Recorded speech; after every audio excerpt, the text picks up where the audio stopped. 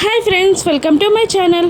కేదార్కి సూరి మామ కాల్ చేస్తాడు. ఇక ఒక ముఖ్య విషయం రా, గుడ్ న్యూస్ రా అని సూరి మామ అంటుంటాడు. ఏంటి మామ అది అని కేదార్ అడుగుతుండగా, మీ అమ్మ నాన్న పెళ్లి చేసుకున్నప్పుడు సుబ్బారావు అనే అతను ఫోటోలు తీశాడురా అని సూరి మామ చెప్తుండగా, జగదాత్రి ఫోన్ని తీసుకొని ఆయన అడ్రస్ ఏమైనా తెలిసిందా బాబాయ్ అని అడుగుతుండగా, తెలిసిందమ్మా అంటూ వనస్థలిపురంలో రోడ్ నెంబర్ 3లో ఎస్బీఐ బ్యాంక్ పక్క సందులో 3వ ఇల్లమ్మా అని అడ్రస్ చెప్పేస్తాడు సూరిమామ. ఇక పక్క నుండి యువరాజ్ ఇదంతా వింటూనే ఉంటాడు. ఇక యువరాజ్ వీళ్ళకన్నా ముందే ఆ అడ్రస్కి చేరుతాడు. ఇక సాక్ష్యాల కోసం వెతుకుతూ ఒక రూమ్లోకి వెళ్తాడు యువరాజ్. అప్పుడే సడన్గా డోర్ లాక్ అవుతుంది. ఇక యువరాజ్ టెన్షన్ పడుతూ డోర్ని నాక్ చేస్తూ ఉండగా, ఏంటి యువరాజ్, ఎప్పటిలాగే మాకన్నా ముందే వచ్చి సాక్ష్యాల తారుమారు చేద్దాం, నాశనం చేద్దాం అనుకున్నావా యువరాజ్